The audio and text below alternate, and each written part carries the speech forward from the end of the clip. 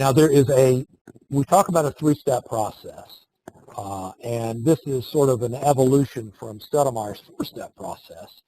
And Stoudemire's initial four-step process, the concept was that the market would form basically a nice, neat statistical distribution, and it took 4 steps to do it. Well, the reality is that doesn't work. It never did. But this three-step process is a nice guideline, and it does pretty much. There are a lot of times where, I mean, it's just textbook. But you're not trading a three-step process. You're trading a dynamic process of trade facilitation based on the concept of value as determined by market participants. And this does tend to follow this three-step process. But I don't want you to think, oh, wow, here is all I need to do. I need to take notes here because I'm just going to follow these three steps. It doesn't always work out as neatly as we would prefer. Sometimes it can be very, very clear. Some of the times it's not.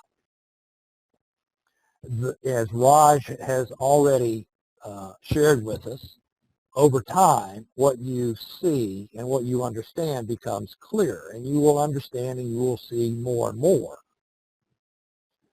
But for now, just trade within yourself. Trade what you understand. Over time, you will develop as sophisticated an understanding as your aptitude allows of this process, and then you will be able to add more nuance to your trading. Your goal here is not to be the perfect trader, because first of all, you'll never be the perfect trader. The goal here is to take these concepts and to be the best trader you can be to meet your goals. There are things that you can use in here that are very simple concepts that recur over and over and over that would be enough, more than enough, for you to meet any trading goal you can ever imagine. You don't think that you have to be able to read a market exactly like anybody else, me or anybody else. You don't have to do that. So the three-step process, it begins with a vertical range. And it begins with a potential high and a low. I say potential because you don't know if it's a high or low until what happens? Until it stops, but not even that, until it's tested again in the same time frame, right? And this is really important. You don't have to chase, people want to sell the top tick of a strongly trending market or buy the bottom tick of a strongly declining market. It's unnecessary. The odds are overwhelming that particular momentum peak will be tested and that you'll have some balance form in some time frame, and you don't have to go in and guess. So the process begins with a potential high and low, and then prices begin to rotate through a range from high to low and vice versa. And this is part of the auction process. And this is the process that confirms what was here initially potentially a higher low. It confirms a higher low as the auction extremes. And then this process, as it continues, it establishes areas of relative value where prices will tend to spend more or less time. And when one auction completes, another begins.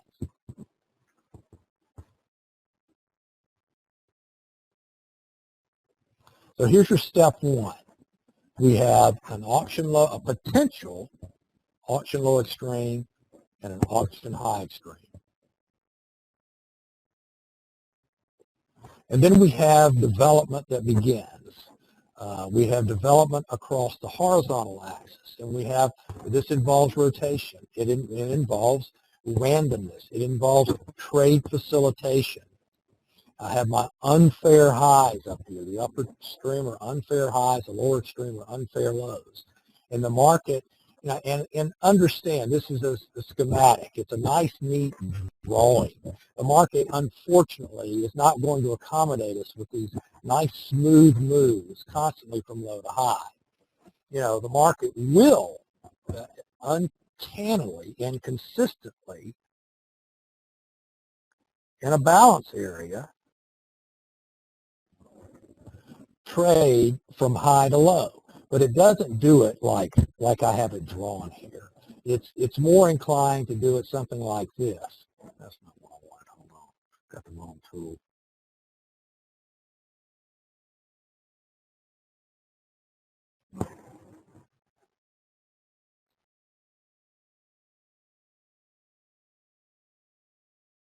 We'll go down here, and then it'll flounder around. It might even extend the extreme, and then it comes back up here, and it moves around and goes back up, and and then it looks much more random than this nice, neat drawing. Understand that, but you just saw a live example of it in the Canadian dollar. As a matter of fact, speaking of Canadian dollar.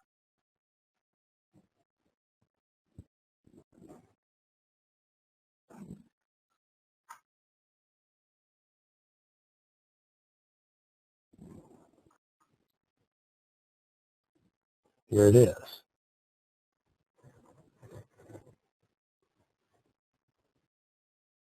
So here was that balance area that we were talking about.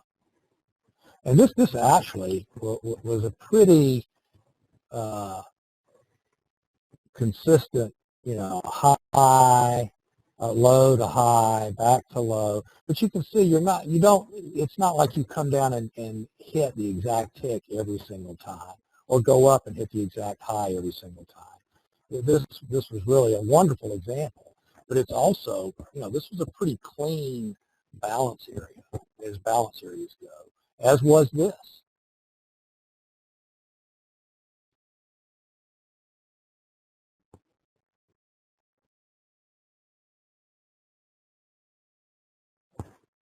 But this is the concept.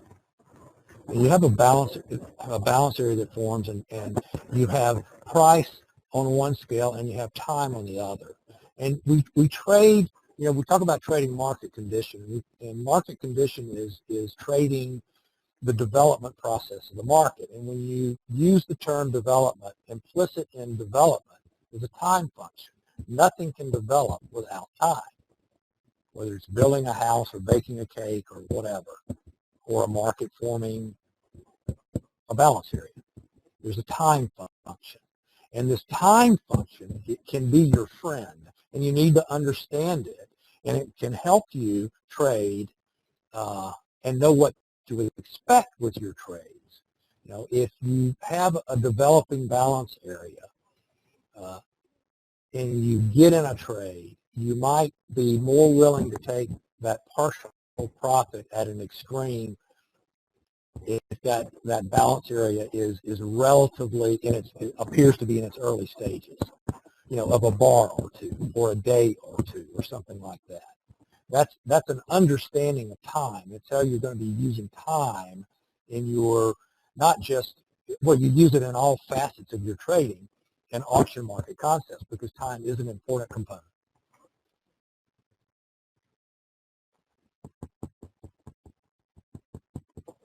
So we've got development, price plus time equals value. We've talked about that. That's the basic equation of value.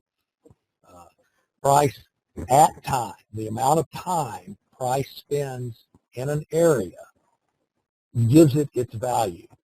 So an auction has a range of relative value because of the amount of time price spends at that area. The less time, the less value. The more time, the more value.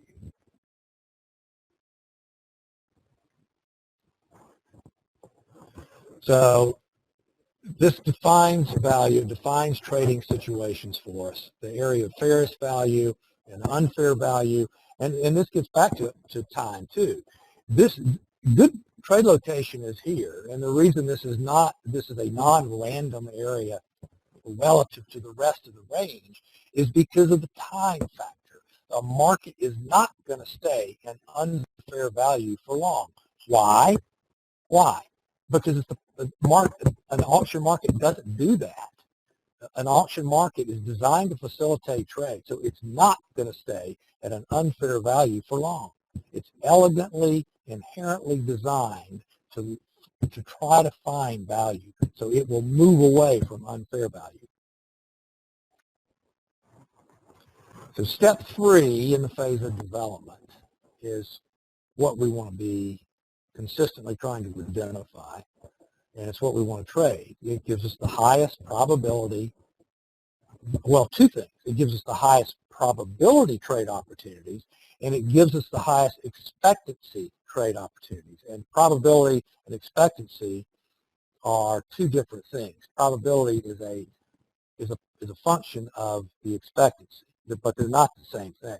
But when you're trading at the extremes of both time and structure, you have really the best of both worlds. You have the highest probability trades and the highest expectancy trades.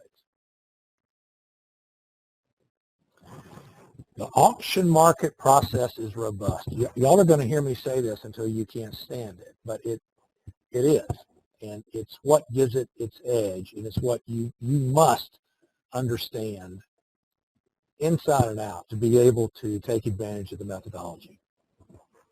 And the balance area concept gives a tremendous amount of information, and not just trading information. It helps you read a market.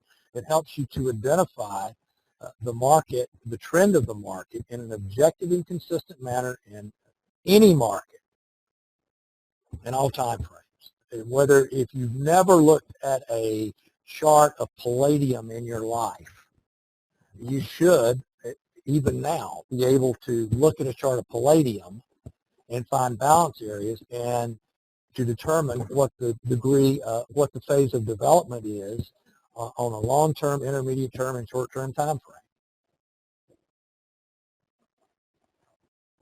frame. Questions? Phase 3, small summary. Absolutely.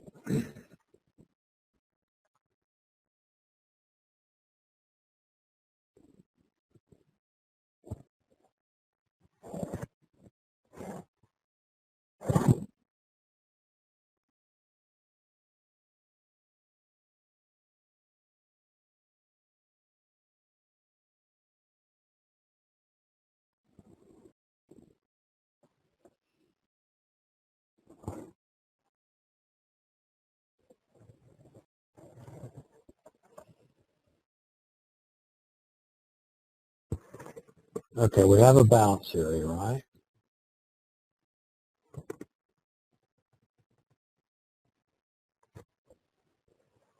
And then we have a phase of vertical development. We have a breakout.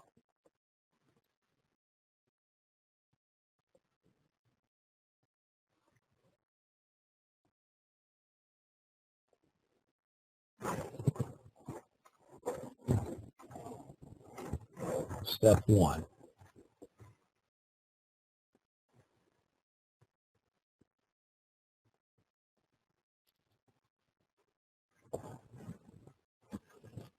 And then we have an old market profile parlance, and this is still valid. Then we have a market that begins to become two-sided. We have a stopping price. And the stopping price is, actually, it's seldom the high extreme. It will tend to, a lot of times, turn into the midpoint of a balance area. So you have a stopping price, and you get some retracement. And then you have maybe a little slightly higher high. And then that's rejected. And you get some retracement. And then you have this begin to occur. Now, at this point, you have really good evidence. You have reason to believe that this is a step 3. And step 3 is what we're trading. Step 3 is this.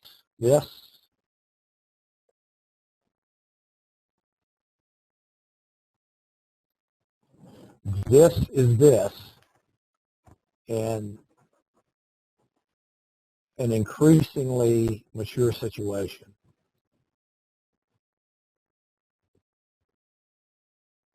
And then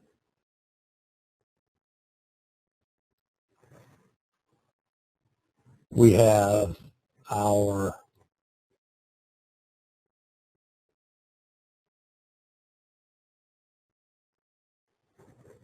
unfair highs. We have our unfair lows, and we will develop a high volume node, just like we did here.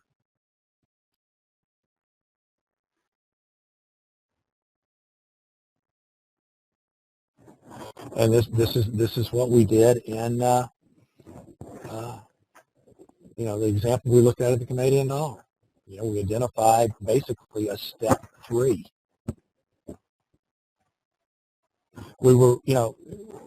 We started out under an assumption. If you go back and you listen to the example that we used, our assumption was, hey, this thing's going to trade lower because the conviction is down on the daily chart.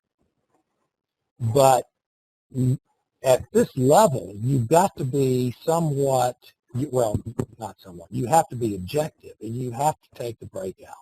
You have to assume this is going to lead to an initiative move in the direction of the breakout, if it's of large enough degree. Now, if in a situation like this, there is a clear bias to the downside because of the degree of the structure. But this is this is a 7 or 8 day structure, so it's a substantial structure. Now, if you recall, and you can go back and you can listen to our conversation when I started the process, we had conviction down against, this was a balancer that was forming against conviction over here. But if this market is going to trade initiatively, and I'm trading, especially if I'm trading in the intraday time frame, if I'm going to trade it, I got to go with it. I can't fade this just to rote fade it. Now, I can make the choice of saying, well, if this breaks to the upside, I'm not comfortable going long because of what's going on over here. But if you're consistent in your application of trading these structures of multi-day duration, you're going to be fine, and you don't have to sweat overthinking the breakout. Just trade them. And in this situation, the reality is, depending on where your initial entry was, you didn't lose money, and you probably made a little bit. And you certainly, if you traded this per the book, so to speak, you did really well.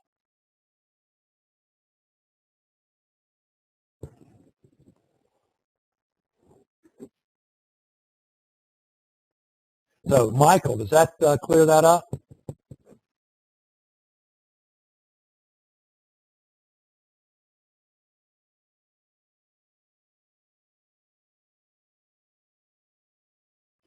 Yeah, Christine, I am. Actually, if you go back and you listen, I think wasn't it? I can't remember, session 2 or session 1. I basically went through it. Now, I don't have that in writing, but yeah, I've got to do that because it's way overdue. Yes, I promise you, by the end of this course, you will have a complete glossary. How's that?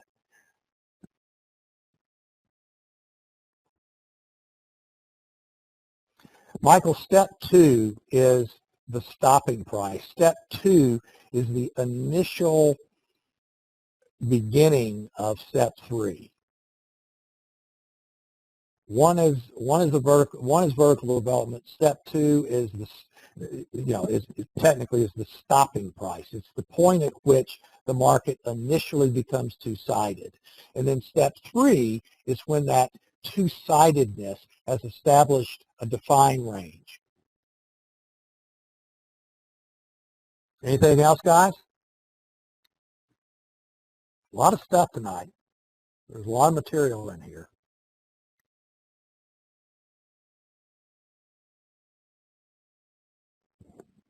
And as I told you, we were going to have to put off the part of what I had planned to do tonight until next time, but that's okay. I'd rather be thorough than rush through stuff. So guys, thanks a ton. This was a great session. I'm really pleased with this, and it's because of you guys. You asked great questions.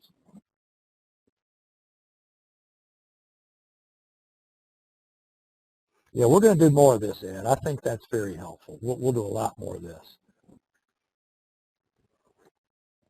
So guys, have a super evening, and we will see you in the morning. I will have the DVSA out within 30 minutes. So if you just can't wait for more market information, give me 30 minutes. Good night, guys.